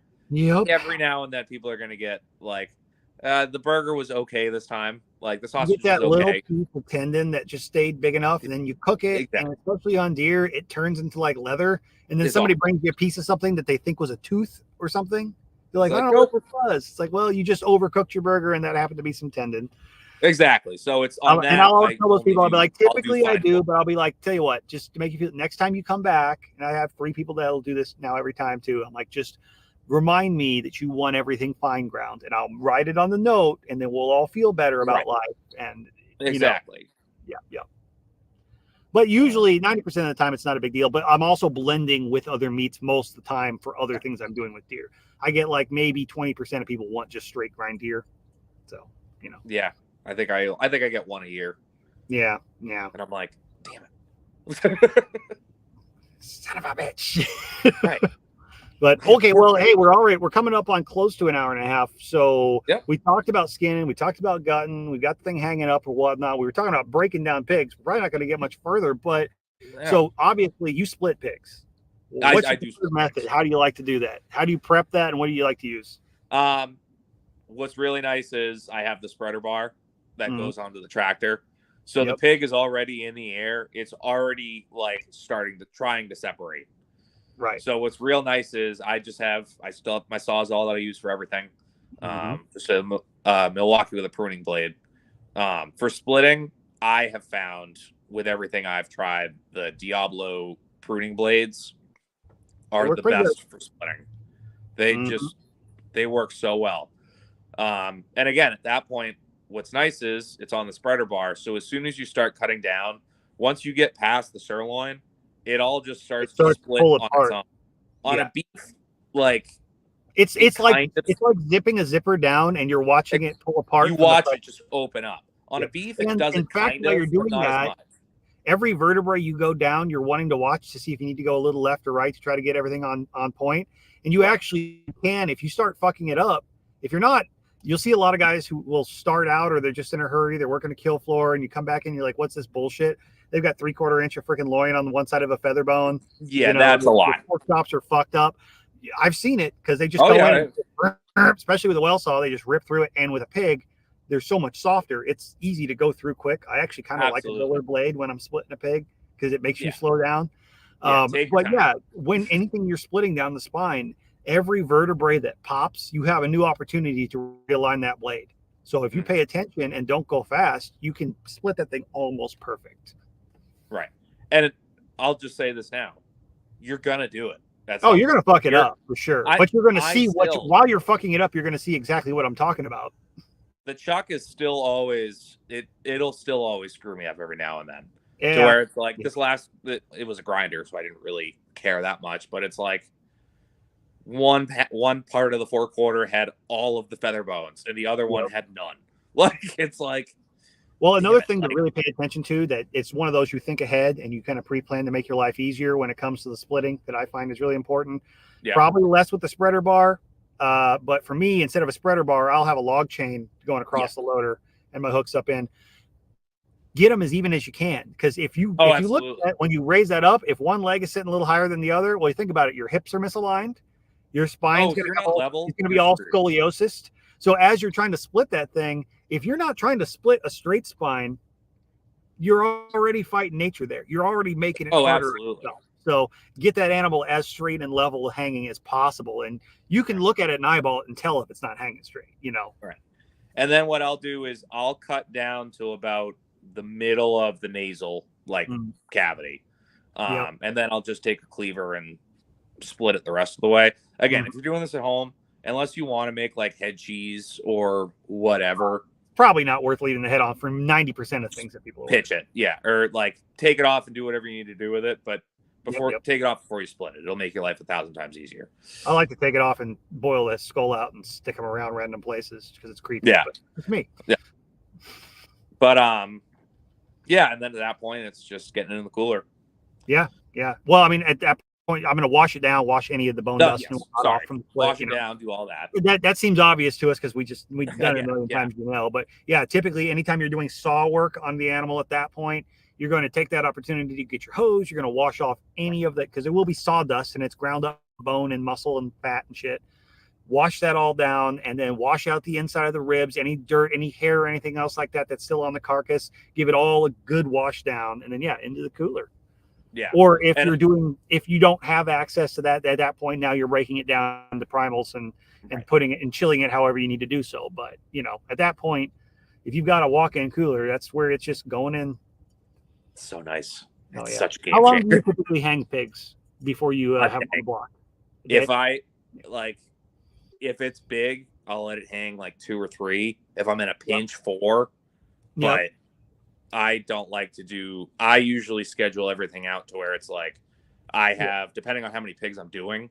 Like if I'm doing 2 or 3 pigs, I'll make sure I have 2 days after the slaughter to get everything done. So you've got time to get it figured out and everything. Right. So one day I'll get everything cut and packaged, and then the next day is sausage and grind. Yep. That's I do a lot too. That's usually how I operate at this point. Like today, I broke down that whole cow. I could have ground today, but it's like you have all the setting it up, getting everything going, cleaning up, and that takes a lot more time than you realize. And then once you ground it, you pretty much want to get it packaged that day. You don't really want to package immediately. The next day. Yeah. So it's a commitment. It's a time commitment. Yeah. Exactly. So and that's another thing to understand. If you're doing stuff like this at home, the more you touch that meat, the more you work with it, the finer you process it, the sooner you need to get the process done. So if you've got an animal and it's whole or half or whatnot, you need to wait a day. It's probably not going to be a big deal as long as temperature control is on time or on point. If you've taken that animal and I almost like to say every time that you do something to it, you lose a day. So if I go in and I've got an animal hanging there and I decide, okay, well, I'm going to go ahead and break it down into primals or whatnot, that something comes up and I'm like, oh shit, I've got to go. I've got to sit this thing on a rack and come back. I lost a day of shelf life now because I put a knife to it, have exposed more surface area to bacteria. Yeah. If I take that thing, break it down, do all the cuts, and I'm not able to get it packaged or ground that day, I could be in a bind because I've literally exposed as much of that meat as possible to the surface, to air, to bacteria. So your chances of spoiling go through the roof. Right. You know, and again, if you don't have the time to get it done, don't start. Don't start it. Again, that's what's nice about the walk-in. I've got a big stainless steel rack in there to where it's like the way I usually do it is if I'm doing pigs, I'll do a whole pig. Depending on how many I'm doing, like I'll probably do 2 before lunch, come back, package those 2, like clean everything up before I go to lunch. You can roll through 2, 3, 4, 5 in a day and not really break a sweat, but a beef is a day. Yeah. Right. Yeah. It's a day. If you're by yourself and you get through a whole beef in a day, you're still tired no matter what. Oh, I'm at the point now. I'm feeling pretty good about myself. I'm feeling pretty good to where I'm consistently rocking through a whole 650-pound beef a day. And it's doable, but you feel it at the end of the day. It wasn't like a light day's work, you know. But one pig, it's like shit. I almost don't feel like I got my clothes dirty, you know. Yeah, exactly. It's like, oh, well, all right, I can still go out. Like, it's yeah, exactly. But yeah, I mean, at that point, like I said, it's get everything cut and packaged wherever you're really looking for cuts. What's nice is now that I'm able to do my own pigs, like for my own personal freezer, like I've been able to like play around with stuff and like then offer it to other people. You get a chance to actually experiment a little bit. Yeah, because it's like you don't want to play with other people's meat. That sounds horrible. But you don't want to experiment and learn all these different oddball cuts and charcuterie and shit like that when you're risking it with somebody else's stuff, and there's an inherent risk that it's going to go wrong. Right. If you fuck up your own bacon, you can only be mad at you. If you fuck up somebody else's bacon, they're mad not only because you fucked up their bacon, they don't get bacon. Yeah, because like I'm not a ham guy. Like I don't save hams. It's not worth it for me. Like we usually have turkey for Christmas, this, that, and the other. So usually just end up going to sausage.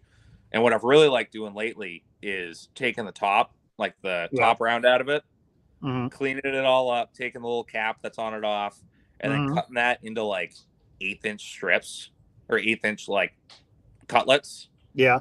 And I'll package like 6 to a package, and you just bread them and fry them. Have you ever made pork jerky? No, I have not. Take the hams, take like your bottom round or whatnot. Now, granted, you cannot take this stuff and just put it on the shelf. It's too fatty. Keep it in your freezer.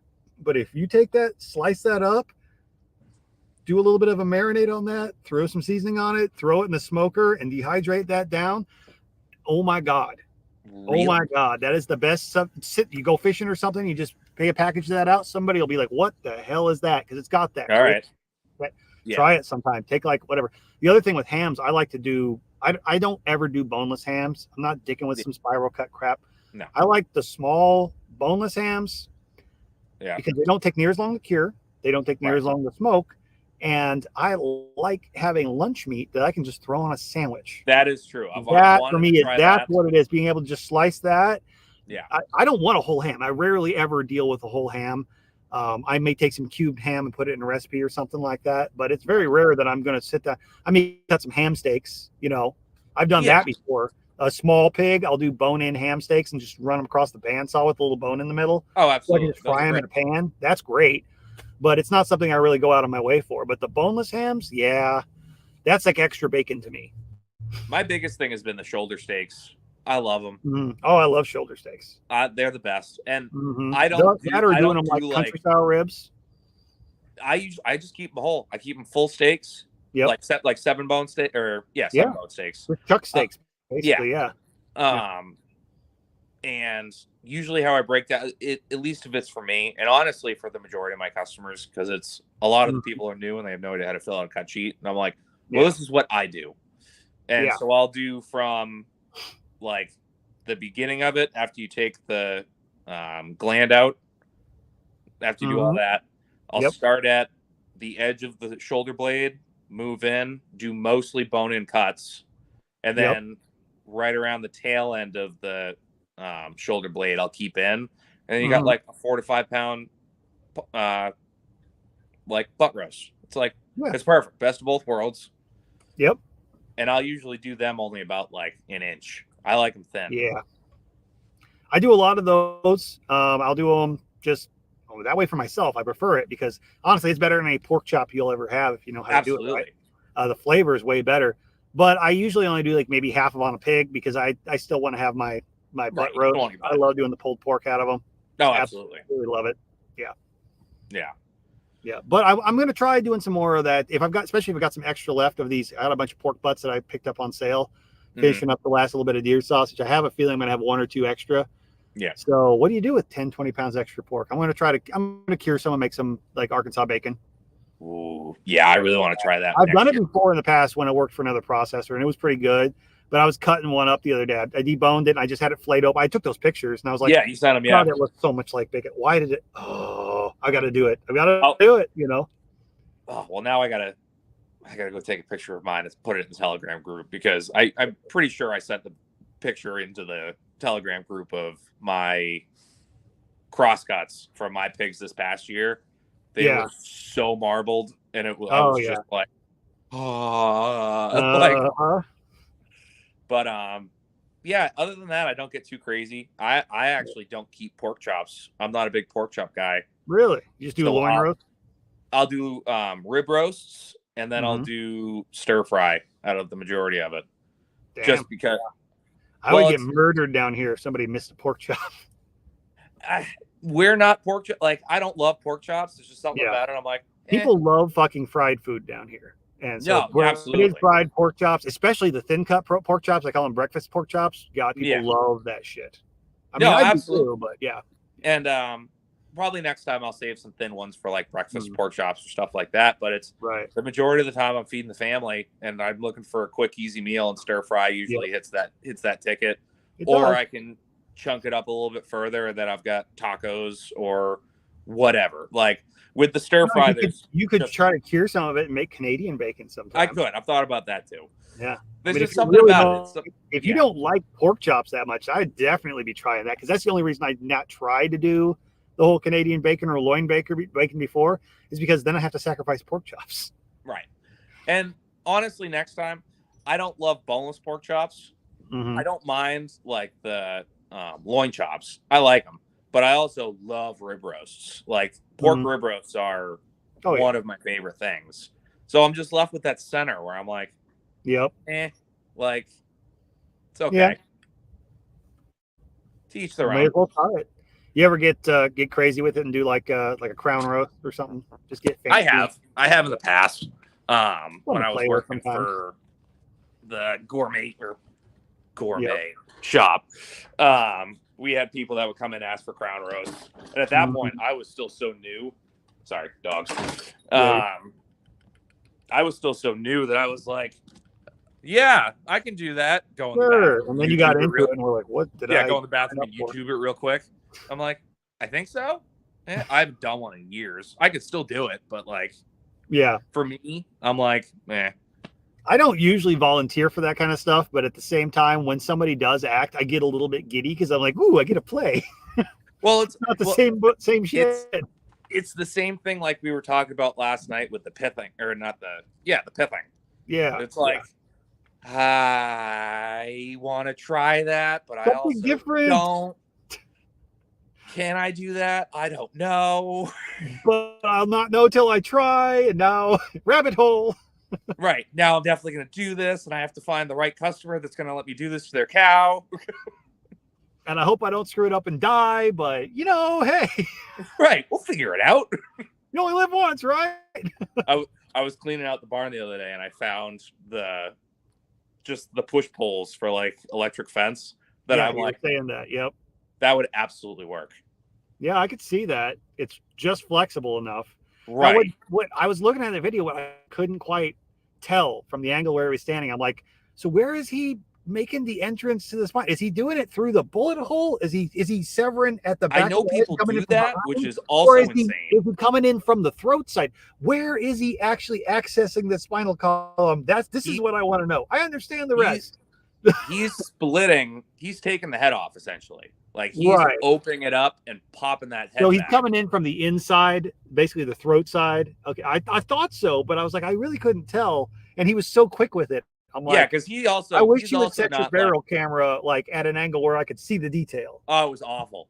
Like again, he's one of those people. Like I've went down the rabbit hole with his videos. I've been watching a few of his since you sent me that. He's got a great channel. That guy is spot on with his shit. What is it? Oz the home kill. Yeah, Oz the like that. Kiwi home kill guy on Yeah, YouTube. yeah. Not super creative with his name, but he's got good stuff. But it's also like kind of shoddy camera work. But the guy knows exactly what he's doing. He had a video because he has that barrel cam. He has a video, and it was like 2 years ago or some shit like that, where it was like a response, I think, to somebody who was talking shit, like you can't shoot cows with a 22 LR. And it was just literally him walking around, just like pop, just dropping them. Yeah. And like at a distance, like 10, 15 yards. And I'm like, nobody believes me, but I do this. This right here, it's all about where you do it. I hate it. I hate it so much. I'm not a person who's going to go, you can't do that, because I know you can't. I've seen it done. Yeah. It is what it is. I will never do it. I'm comfortable with it. I'm more comfortable with it than I am with the big round. I've had it go wrong more times with the big rounds. If I can get close enough to that animal with it while it's still calm, 22 all day long, 22 LR or mag. Yeah. Mm-hmm. I'm all about it. I'd like to pick up either a 22 mag or it's now not never a pistol. I'll only do that with a rifle. Yeah. It's kind of an investment for doesn't generate enough speed coming out of a short barrel. Right. But if you have a long barrel, yeah. It's kind of an investment for a slaughter gun, but I think I might make it. I think it's Henry makes a 45 long Colt lever action. Ooh, that's not an investment for slaughter. That's a toy gun, and you just want it. Come on, right? Don't lie to us. Hey, if it is a slaughter gun, I can then write it off on my taxes as a business. I understand. Expense. I'm not at all arguing against that, but we know why you want that 45 lever gun. Right. Not for slaughter. It's because you want a 45 lever gun, but you can justify it. Right. But also, I can use it for different, because I do need something. I don't have something. Why I bought the circuit. I've got my OT 6. That's why I bought the circuit judge. That's the 45 long Colt 410, just like what you got, but it's the rifle version. I bought that that was my excuse. I want it so bad. I want it. How much do you want for it? I'll buy it right now. They go for about 800 right now. Yeah, the one I'm looking at is about 9. Yeah. So. Well, they went for about 800 when I got it like a year ago, and so now it's about 10,000. Who knows? Well, it was originally about 4 when I first started looking at it. It's why I even considered it. And I have a customer down the road from me that has an FFL, and he's a gun dealer. And he got like obsessed when I was telling him about it. Like he just started looking all over, and I'm like, dude, you don't have to find it, but if you run across one, I'm like, I'm not hurting to buy one right now. He calls me up one day. He goes, I just ordered 2. I found some good deals. So if you want it, I'm like, what? He got this thing brand new out of the box. It had been fired like 1 time, still had everything brand new from like a pawn shop in Georgia, shipped to him. And it cost him about 800. He goes, here's the deal. I'm going to cut you. Pay me half. next year, you process 1 deer on you. And I'm like, sold now. Yeah. Done. Half price. Fuck. Shut up I'm and take my done. money. Yeah, I've got a gun now. It's going to pay for itself in the slaughters I'm going to do between now and then. And I promise you, I might do $400 worth of deer value for you, but it's not going to cost me that. It's just sweat equity at that point. I'm down. Yeah. So I got a hell of a deal on it, but I probably couldn't pick one up for under 1,000 now. No, Yeah. God, no. Yeah. But no, like right now I have my 410 break action. Like I just got a little single shot 410, which worked great. Like Slug, I've done usually. a lot. Huh? Slugs usually? Is that what you're using? Slugs usually. Yep. Actually always. I never do anything unless it's like I've done a snake or some shit. Yeah, exactly. Yeah. But finding 410 is literally impossible. It's really fucking hard. Anytime I've gotten 410, I've literally got it through him, and he'll like watch all the ammo sales around the country. And that's what it is. It's like you have to hunt for it. Right. It's like if you spend like $700 in the next 30 seconds, you can buy this amount online. Like it's like, all right. And it's if you don't get it now, you may not see it for 4 more months. Yeah. So I have some people tell me I can put the 45 long Colt through that, and I'm like, I'm all set. I don't need to do that. Yep. We're always still bullshitting, Rachel. That's what we do. Thought you were going to bed. No, she had to go put the ducks to bed. She came back. All right. There you go. But yeah, no, we should about wrap it up because I've got to get this side uploaded though. But I'm sure we'll have to revisit though. What the fuck do you do once you get that pork on the table? But I think we did a pretty good job about going through the process. I think we summed it up pretty quick. From putting the bullet into it till getting it in the cooler, at least get you pointed in the right direction. And yeah, it took us what 3 episodes to get the mental acuity together to do beef, and we did pigs in one go. No, yeah, pretty much. Yeah. The Kyle and Josh series here, where we talk about so far we've got some dead animals. Nothing's processed yet. Right? Yeah. Lots of tips. Yeah. If you guys are waiting for the next episode, you guys are kind of screwed. Right.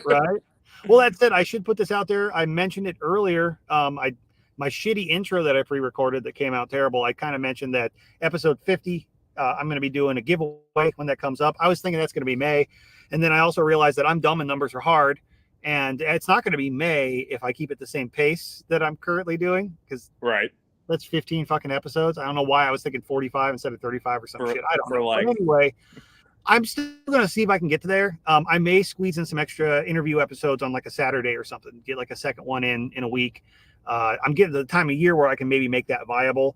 During deer season, there's just no fucking way. So, but I do have some other people too. I'm sorry, Kyle, other than just you that want to be on the show occasionally. So I will probably have you here regularly enough. But I'm going to try to see if I can get a lot of other people who do want to get on the show. A weekend works out better for them. So, absolutely. I've had a few people that have been on the show in the past that I may get some Saturday episodes in, and I'll let you guys know when that's coming up. If you know anybody who has something to share, whether it's even poultry processing or stuff like that I don't typically deal with, I love having that kind of stuff on the show. I want to try to get that Rebel Poultry guy back on again. He was back on like episode 10. He's got a bunch of new shit. He's getting into pigs and stuff now too. But he was raising like sustainable Cornish cross, like crossbreeding them with other stuff and actually getting meat birds at home. And it's cool shit that he's doing. So I want to get more folks like that on because not everybody is processing the large shit. So if you know of somebody that is knowledgeable in that and wants to get on the show, send them a message. Let me know. I'm going to be reaching out to some people and trying to get some stuff going there. But that said, go follow shit. Send your friends. Tell them to go follow YouTube. Go steal your grandma's freaking YouTube account and sign up and follow me too or whatnot. Get it up. If we get it up to 1,000 followers by the time I reach episode 50, I'm going to give away 1 year of the seasoning of the month, which is $150 value to somebody. So there's your incentive. Go get my follower shit up so I can actually monetize this shit and pay the internet bill with the podcast. And I'll pay you back. So there we go. But all right, well, I'll wrap this up. I'm going to get the audio side up. We'll catch up with you guys later. If you want to hear more from me and Kyle, you can hear from us all day, every day, probably more than you ever want to over in the Telegram. Definitely more than you want to. Down below. But if you're looking to learn more and you just kind of want some resources and the advice of people who do this shit for a living, that's the best place you probably can go. It's the best place I know of to find this kind of shit on the internet and be able to communicate directly with people who do it. So, or if you really like gifts, and talking shit, there's a lot of that exactly. too. You'll find out what it's like to kind of hang out in the back room of a butcher shop when you're hanging out. It's pretty close. It's pretty damn close. But I'll tell you what, we haven't had a lot of people that just peace out. I can't handle it. So it's its own little culture, but it's fun. It is. It really is. So with that said, guys, I will get everything locked down here and ready to go before they kick me out of this park. And we will see you all later. Catch me for that audio question and stuff in the morning if you're over in Telegram. And I'll say, well, my new little sign out is going to be keep your knife sharp, keep your mind sharper. You got anything that ended up there with Kyle? Any words of wisdom? I don't have many. No? Okay, cool.